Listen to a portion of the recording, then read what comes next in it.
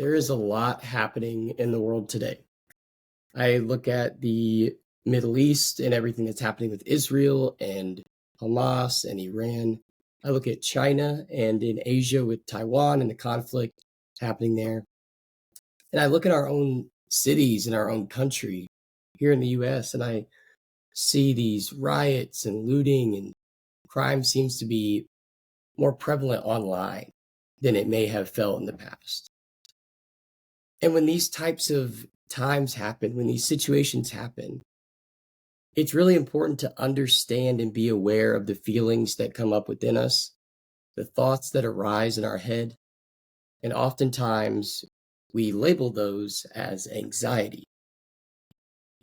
Now, today I'm going to be talking about anxiety, but not the clinical anxiety that can be attributed to a chemical imbalance in the brain. I'm not talking about the diagnosable anxiety that people struggle with, but what I am talking about is the daily anxiety, the daily uneasiness that we might feel on a day-to-day basis.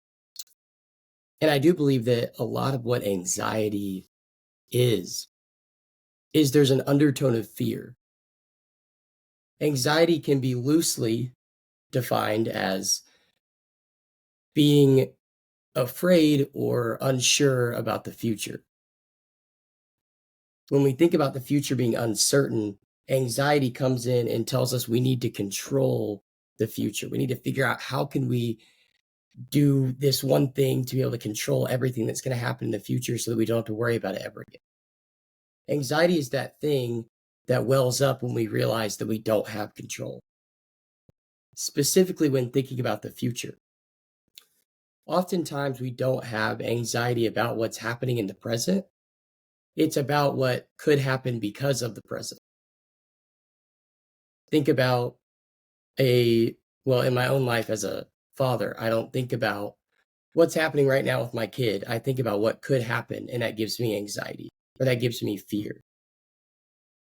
And I really want to press into that undertone, that fear is that bottom of the root of what anxiety is, because we are afraid, therefore we worry, therefore we get anxious. And that's the anxiety that I'm talking about. And I want to really discuss and give some kind of insight into how we can dig up those roots and also how we can calm that anxiety whenever it pops up. And I wrote down a few notes that I really want to try to stick to not a script here, but be able to give a coherent way of structuring this. Oftentimes in these podcasts, I kind of like to do it, free reign, whatever comes to my head, or a loose structure, but not following it. But this one, I feel like it's really important to follow a structure so that this is a coherent episode, really. Sometimes I think my episodes can be, okay, a little bit of this, a little bit of that, piece it all together at the end. But this one, I want to make sure that we really get the gist of what calming anxiety and fear looks like. So the world is crazy. We know that, and we can't control the world. I can't control how someone else reacts or someone else thinks or what they do. In college, I started having a saying that I said, I can only control how I react. No matter how anyone else reacts, I can control how I react. And that shift, and the reason I started saying that was there's a shift in the perception of who I am to the rest of the world. The idea that I am actually my own person in a broader community that is the world, and I cannot control other people. And it was that realization of the autonomy of other people, that people have their own agency, that they make their own choices. And a lot of where anxiety comes from is when people don't make good choices and we wish we could control it. Or maybe we think we might not make a good choice. So therefore we try and control it. And when we can't, we worry and we're afraid.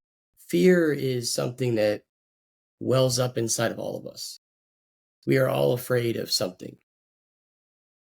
Even if we don't have this big grandiose fear, it's still there in the undertones of being human.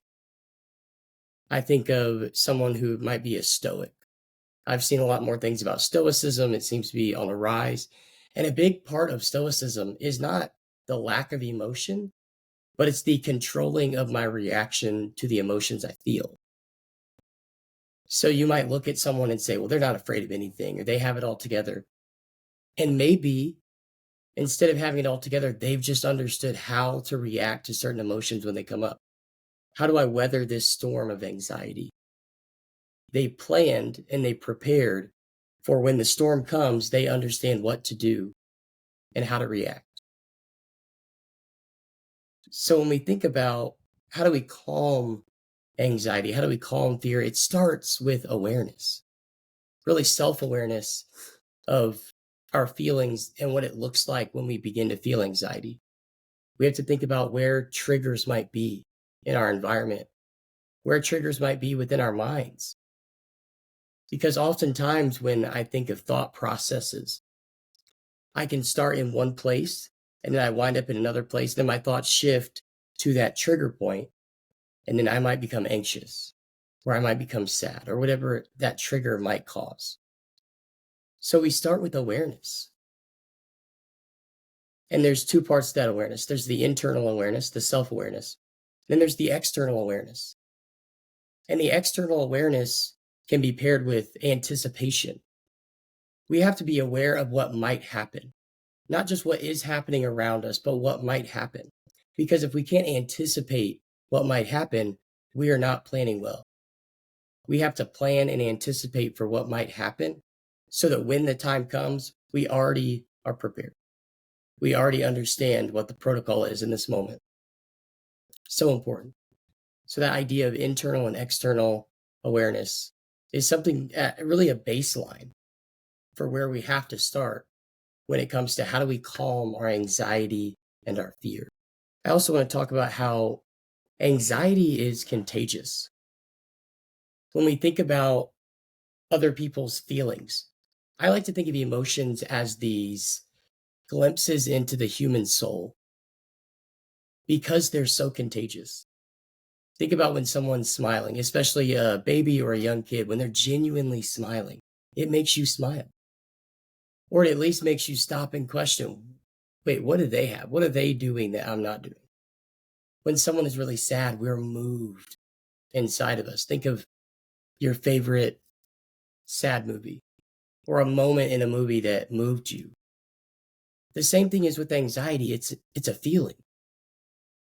And you can tell when someone is really anxious, it can spread through the family or the friend group or the team. And you always know they're anxious because you feel anxious when you're around them. Or there's a shift in almost apathy. I feel their anxiety, so I'm going to close off so that I don't feel what they're feeling. Neither of those things are inherently wrong. But what I want to get at is that anxiety is very much a contagious feeling. So when you're feeling anxious, understand it does affect those around you. It affects how they view you. It affects how they view the environment. And it can affect how they go about their day. Just like other emotions, happiness can be contagious. Sad can be contagious. But when we understand this contagion and how effective it can be to other people, we realize the gravity and the weight of it. I love the idea of, and I forget where I saw this, but it was a picture of this chaos going on. And there was a single person in the middle of the screen, and they were completely calm. And the idea of the picture, the meaning behind it, was you can control how you react to the environment.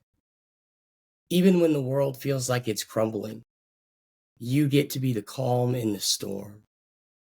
You find the eye of the tornado and you stand in it, understanding that even though everything around me might feel like it's crumbling, might feel anxious, might feel fearful, even though I will remain calm because I know that I can control myself and I have awareness and perspective of what might happen if I'm anxious and when I'm calm. When I'm calm, things seem more clear. I can get a picture of what I need to do next. When I'm anxious, there's 1,000 things going through my head. Nothing is clear. It's all jumbled up.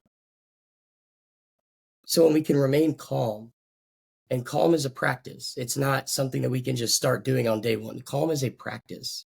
When we can practice calm, we can begin to take the steps towards setting ourselves apart from the world. I think of the scripture, do not be afraid, for I am with you. And that really just gives us the anchor of where our calm needs to be. Ultimately, the calm is anchored in God because we understand that He is the one writing the story. We know and we have that heavenly perspective, that meta perspective, that everything happening physically is not the only thing happening. But we know that something else greater is to come. After we are aware of this anxiety, of this fear, we have to understand what those habits are that we've created, that we've developed in childhood. Some people think that your birth order matters. Other people think your family experience matters, your friend group matters. There's so many things that go into the development of humans. I'm not going to say that one thing is greater than the other, but I will make a point that we all develop habits based on our environment, based on how we were brought up or lack thereof. We have these habits we form, and these habits are how we respond. I think of the habit of there's two types of anxious response. There's overfunctioning and underfunctioning. And our habits can show us which one we are. So if we're an overfunctioning anxious person, we are going to write a to-do list that is 1,000 pages long.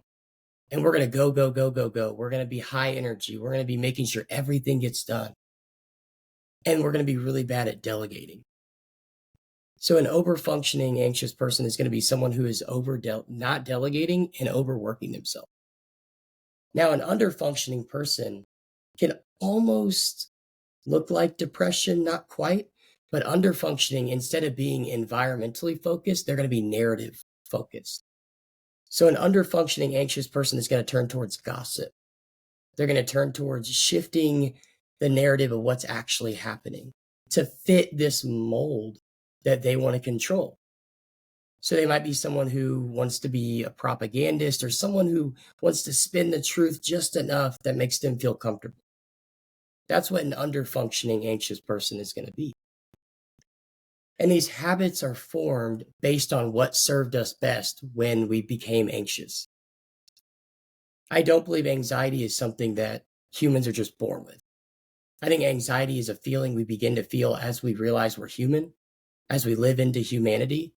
It's one of those feelings that just gets muddled in there and that we just start to feel and we have no idea where it came from. When we begin to feel it, we offer ourselves a response. And the responses we did when we were 8, 9, 10 years old, or even later than that, in high school and university, those responses that we've done over time become the habits that we do, the actions that we take whenever we begin to feel anxious. And that is where we develop overfunction versus underfunction. And a lot of that is dealt with your environment. If you are someone who's seen as responsible or they get stuff done, the odds are that you're going to be an overfunctioning anxious person because that is a label that's been put on you. When a situation is out of control, how can I control it with what I do? And an underfunctioning person is going to be the person that didn't have the opportunity to have the responsibility, but they're going to be someone who definitely had the opportunity to shape a narrative around what is happening. So instead of being the frontline person, they're on the back end, almost guessing what might be happening. They might have 75% of the information, but that 25%, they're going to create the narrative so that it fits how they want to control what's happening or what might happen. And those are kind of the two types of anxious responses that people can have. And I don't want to say that you're that all the time. Overfunctioners can be underfunctioners and vice versa. But we do have a natural tendency to how we respond to anxiety. And being aware of that tendency and getting curious about, how do I respond when I'm anxious? How do I respond when I am afraid or when I am worrying? When we begin to get curious about who we are in those moments, we take that zoom out perspective, like we oftentimes have to do.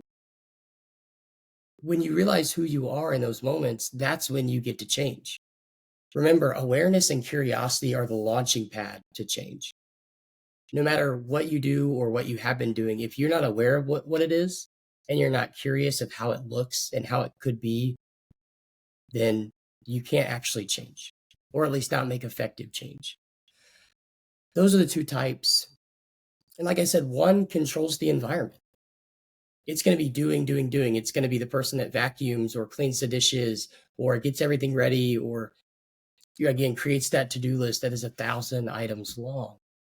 And the other one is narrative shifting. I think about what's going on in Israel right now in the Gaza Strip. The idea that a lot of the news cycles really want to create a narrative around what's happening instead of just give facts of what's happened. And we saw with the hospital bombing that happened, the idea that the Hamas terrorist group put out, here is, they bombed our hospital, 500 people dead. And then the next day they wake up, journalists go, and the hospital is still standing. And I think there were only a handful of people that died. Well, the deaths are not something to scoff at, not something to brush over. The idea is the narrative was shifted in fear or to create fear. So these are underfunctioning, anxious people who are creating these narratives to fit the mold that they want it to fit in. And while I do think that overfunctioning can lead to burnout very, very quickly, I think the underfunctioning is almost more harmful. And I say harmful with a little bit of hesitation because harm is something that, at least in my studies, in my background, our number one rule is do no harm. I'm not in a physical field. I'm in a field of counseling and coaching. It's not a physical labor field. It's a mental and emotional labor field. So when I think about do no harm in the context of the mental and emotional side, it carries more weight because we're reaching someone's soul, we're reaching someone's emotions, we're reaching their thoughts. We're not just reaching their skin or their body, but we're reaching their soul. And so when we begin to shift narratives to fit what we want, we're distorting reality for ourselves and for others. And if that's done long enough, it can create delusion. And that delusion can lead to a host of other issues. And so when I think about these narrative shifting anxious people, my senses are heightened even more so. Because when I think about how they want to shift a narrative, so much of life is perspective.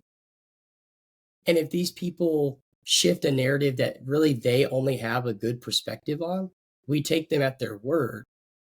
And that can be a very dangerous thing if they are, in fact, shifting a narrative to create that control they need. And maybe those people aren't doing it on purpose. Again, maybe it's something they've learned and it's just their natural response.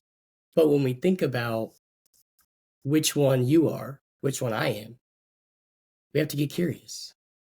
And then we have to detach ourselves from that. We have to realize this is what I did in a moment that helped me, but it might not help me now.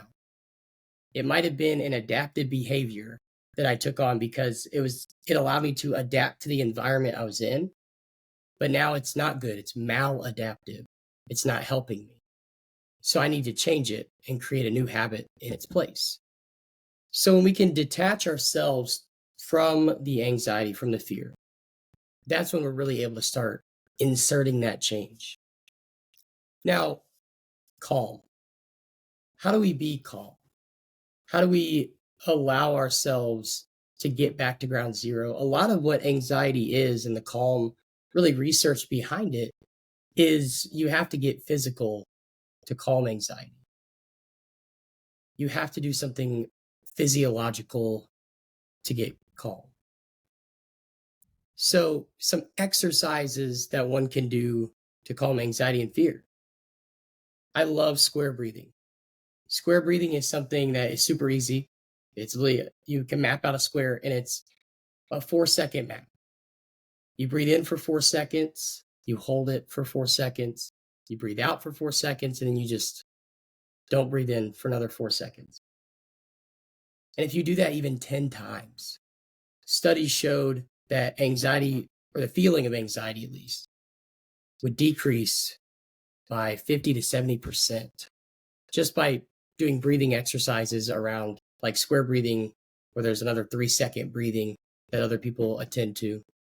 And it's this idea of getting the body to relax, lowering your heart rate, allowing your blood flow to, your blood pressure to slow down and your blood flow to kind of slow down. And it just allows you to calm your body so then you can focus on what's actually going on. Just like a new skill, calming anxiety, fear takes time. So even if the first time you do the square breathing, it works for a second and your anxiety comes back, it takes time. It's a skill that has to be learned. And I want to say that calm, just to really define it, being calm is not the absence of chaos and fear. It's not the absence of anxiety. It's the ability to be mindful, to be aware of these reactive emotions that we feel and the reactive emotions that the environment stirs up within us. Calm is not the absence of chaos and fear. It is the ability to be mindful of the reactive emotions that the environment stirs up within us. And calm is a positive trait that other people are envious of. One of the things that I hear a lot just in myself is that, oh, you're so calm. You're so cool and collected. You're so calm. And that's not something that I even think that I am, but I've worked at the skill of being calm in moments where calm may not be the first reaction people have. And humans naturally mirror. Going back to that contagious piece, humans naturally mirror each other. So when they see that you're calm, they will naturally calm down. It's this contagious piece of maybe they know something I don't know. And that's really the hidden message behind all of the contagious piece of it, right? When someone else is really anxious, we think something must be happening. When someone's really angry, they must be, okay, I need to be angry. Something must have happened. When someone's calm, something must have happened. They must know something I don't. And that's the question that really resonates and sits behind all of it. And again, practice and practicing calm is being a researcher. Researching, where am I anxious? Why am I anxious? And where do I need to begin to be calm in this moment? I also like the exercise of the 5, 4, 3, 2, 1 exercise, which is 5 things you see, 4 things you can hear, 3 things you can feel, 2 things you can smell, and 1 thing that you can taste. And again, it's getting your physiology involved. It's getting your body moving. Another one I love to talk about is just running. I had a client who said whenever he got anxious, he would just go run. If he really got anxious and it was like, just that was the only thing happening in his brain. He couldn't get out of that anxiety spiral. He would just put on workout clothes and just run until he didn't feel anxious anymore. And he said about 3 minutes into the run, he wouldn't feel anxious anymore because he got his body moving. His physiology changed, the environment changed, and therefore the triggers were gone and the thoughts began to fade. Environment change is another simple one that we can do, that when we're anxious, oftentimes it's really hard to be anxious when we're in a community of people, especially the ones that we love. And I want to make note that sometimes we need community and other people to call us up and out of the patterns that we're doing because we need that zoom out perspective. And oftentimes we're living in our life. It can be really hard to see the different patterns and habits that we do. But they can pull us out from underneath this uncertainty and the fear that drives the anxiety. They can give us the perspective that we need to change it. Community is so important when it comes to calm. So important. Another thing I love to do is the 5-year trick. The 5-year trick is, will this be something that is going to impact my life in 5 years? Truly. Obviously, there's the spirals you can go down. Oh, well, this leads to this, that leads to this leads to this, yada yada. But in 5 years, is this situation going to be something I'm worrying about? If not, why should I spend the next 5 minutes? A lot of this idea of calm comes from perspective, creating perspective. Going back to Stoicism, they used to have a practice where Stoics would meditate on everything that could happen badly that day. They would literally envision anything that could happen terribly that day. And the idea was they were prepared for the bad, so they knew what to avoid and where to avoid. And it sounds wild, but they had perspective whenever they went throughout their day because they had prepared and planned for what could happen. And they knew they could stay calm in any moment that came their way. Another thing I like is a brain dump. Getting your notes app out in your phone or a pen and paper is my favorite, and just writing out everything, every anxious thought you have. Just dumping it out. If calm can have the same effect as anxiety does in this world, as fear does in this world, as anger does in this world, if calm had that same effect, it would elevate every area around us. It would elevate our homes and our social circles, the teams we work in, the friend groups, the families that we're in. It would elevate us to be more brave in the fear of uncertainty. The next time you're feeling anxious or fearful, I hope that some of these exercises or even the insights or a little bit of education is helpful. It allows you to get that other perspective of how it might look if I'm calm as opposed to anxious. Because remember, anxiety is always rooted in fear. But no matter what we know, I know that I do not have to be afraid because I have a perspective that is different than what my perception might tell me. I'll see you guys next time.